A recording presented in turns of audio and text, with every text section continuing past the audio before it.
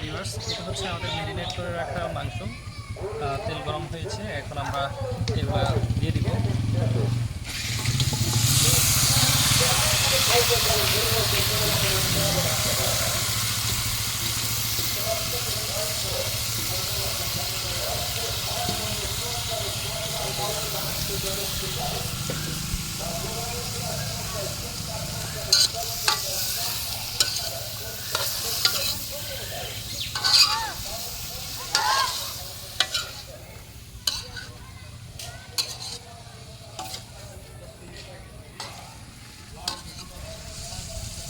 আজ ভিটামিন বইয়ের অভাবে আমরা নিজে রান্না করতে হচ্ছে, ব্যাঙের উপরে ভ্রাম্যমান রান্নাঘর।